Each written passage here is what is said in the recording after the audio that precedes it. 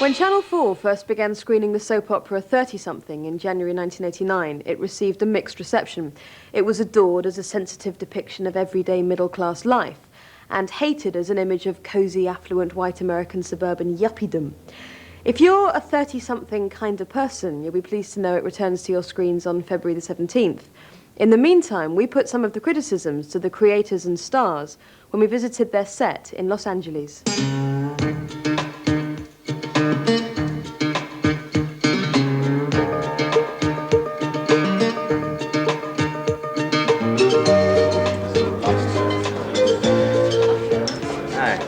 We get obsessive about the show, you know. Right. Our children tell us that's enough. Everybody else is very quiet, please. So pick out a name. Any name you like. I don't care. And you got to see ahead this thing. So it's good. He comes over here. We're playing Naya. Right. I was clearing myself playing Naya. That's right. Pay a little respect. Quiet, guys. You think if I'd have to choose, do you think I would have chosen my character? That's 30-something. We were obliged by our deal with the studio that we're affiliated with to come up with ideas for television series. Yes. And we had come up with about 6, none of which did we like. And we were scheduled to go into the network the next day and pitch these ideas and try to sell one.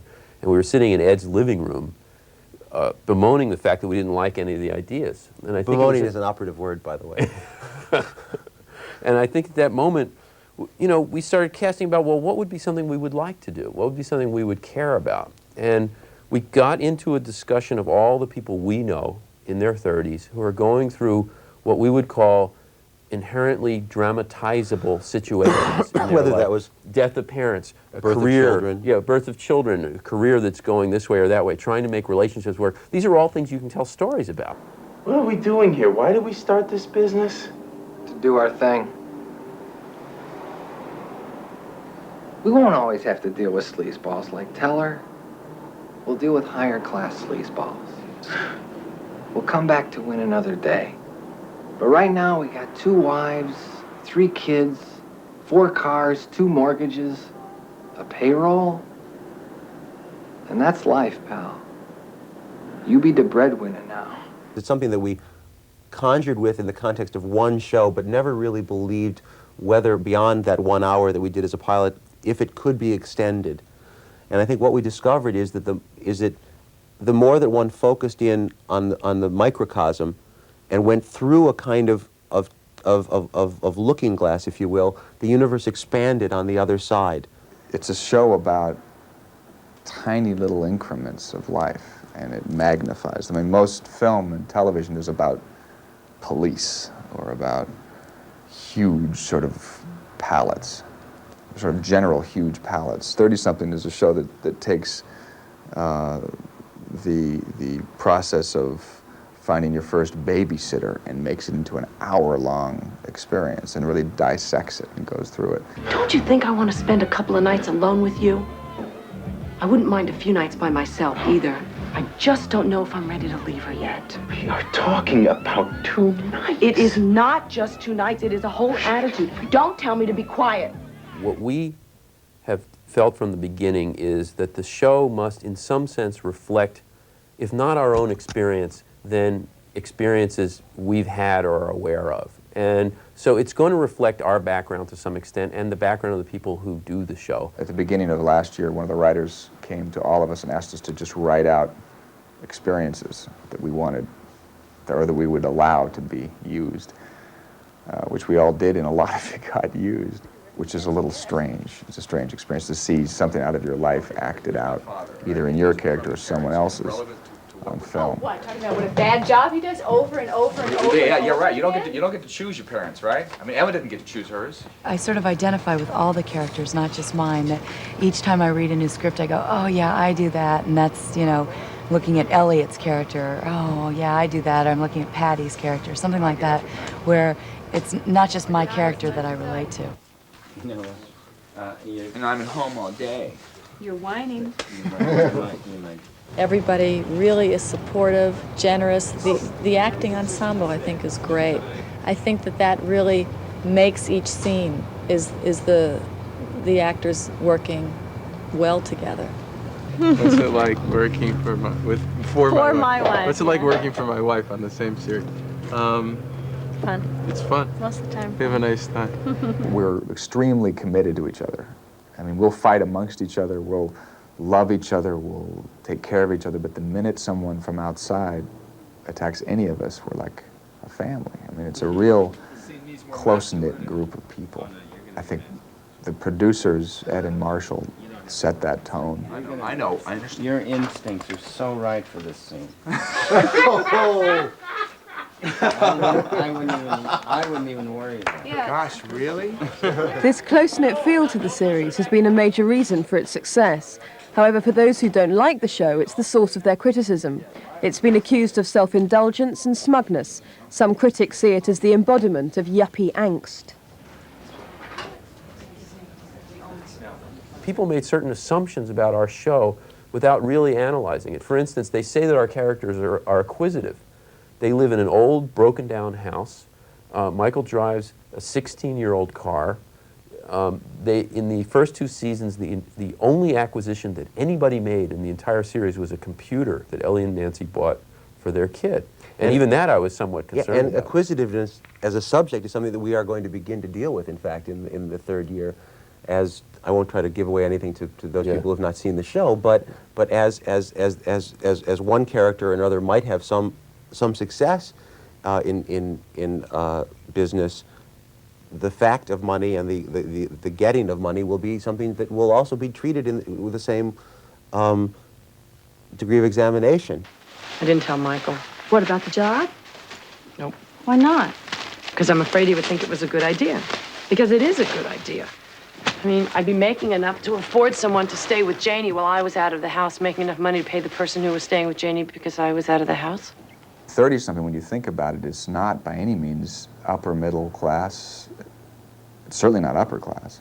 It's solid middle class. I mean, everybody there is sort of needing desperately to work, to live, and just making bills, just making payments.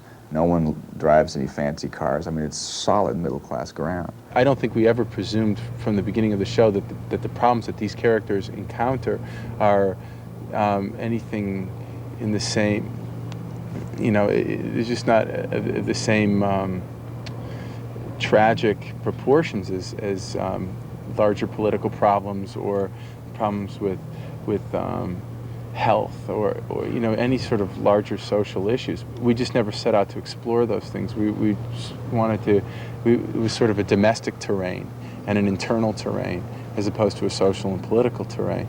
And in that way, I think the psychology is valid. We resisted the notion of trying to address issues per se with capital letters because we both very desperately felt that television's failure to do that was exactly in the attempt to encompass an issue neatly and tidily within 46 minutes, presumed to talk about it in all of its complexities and give it a beginning, a middle, and an end, and then be done with it and somehow dismiss it and go on to the next, which we don't want to do. And I felt that would be denigrating to the issues themselves, and rather we chose something that is able to be focused on in little bite sizes in an hour.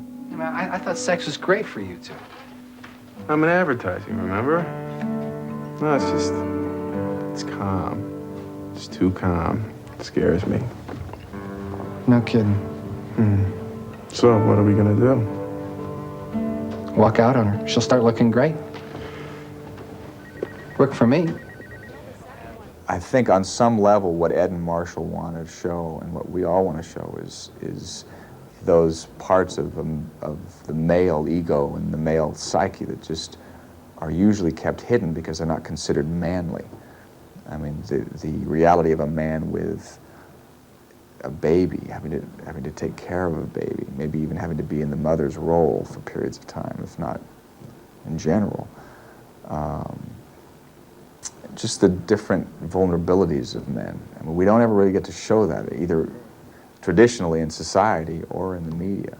Why the series sold was that for the first time there were male characters that really talked like guys really talk. They were people, and they had feelings, and they didn't have their guard up like so many of all the male heroes that we see on screen. And I think that was what was unique. And I think that the women characters on the show were a little bit more what you'd see typically. And I think that in the last 2 seasons, the producers have been getting more, making them, humanizing them more and getting more into their stories, making them as real as the male characters. I read your piece in the Sunday Inquirer. I liked it before I knew it was you. Thanks. Are you going to do more for them? I don't know. You should. I don't know what it accomplishes. It gets people talking. Yeah, but it doesn't seem to do anything. Nothing ever changes. Excuse me. That's okay. Yeah, I know what you mean. Although the series can claim to be progressive and realistic in its portrayal of men and women, it's attracted some criticism for its failure to deal with racial issues. Critics have accused it of depicting an overwhelmingly white world, with black characters often consigned to minor roles. The innocent bystander into the world right now. Why not? Nothing ever changes. I wish that they'd put more ethnic showing on the TV. And at one point I thought they were. I was hearing rumor I was going to have an affair with a black guy. But in fact, it was in one rough draft of an episode that I was going to be set up with this one guy. But no, not the way it's worked out. We've had many black characters on the show, and we'll continue to have more. I think that what we're trying to do in every aspect of the show is humanize people, is show the most complex, the most faceted portrait of people that we can, and not reduce them to any issue or any single aspect of life. No matter how much we might sympathize with racial equality and feel that that's the way it should be, the reality is most of our genuine, intimate friends are of a similar appearance to us. I mean, they're usually white. I don't think it should be that way. I'd rather have it not be that way. But I think for us to depict it that way when it's not that way violates a certain credibility that's dangerous. What we try and do in the show is, once you set up the credibility of that world, we try and bring people in who are racial minorities to, part of what you try and do is educate. Michael now has a business a colleague who is black. Who's the account executive, and who, as you have not yet seen it in England, he's going to come to become much more important because organically it seems that his role has developed that way. We tend to feel that each project you do has its own artistic integrity, its own rules, its own context. And what might be appropriate in one thing you do may be wildly inappropriate in another. That's why we circumscribe lots of the things we can talk about on 30-something and would have no problem talking about them in another project. Yeah, I think the only hope that the show ever has of success week to week is in the limiting of its ambitions. Is in in terms of, I think we have huge and demanding ambitions within a very narrow range. And I think sometimes when we try to be too ambitious and general, it loses its particularity, its singularity. I am not going to check out the way my father did. You know, his business in the red, his savings going to doctors and to hospitals.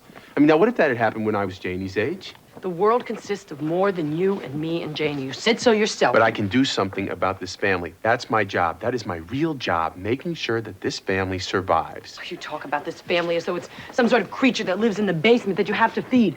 We have to protect the family. Yes. Oh, Michael, what's the point of writing wills and drawing up trusts for Janie? The world we leave her is dying. Oh, change the subject? This is the subject. Oh, don't bring the world into this. This doesn't have anything to do with the world. I think the third year of 30-something will address a couple of issues that may please those who have had the complaint that we haven't been engaged enough, because the issue of engagement itself and activism will be addressed. Maybe in a more parallax way than those might anticipate, but it very well will be addressed. Mm-hmm.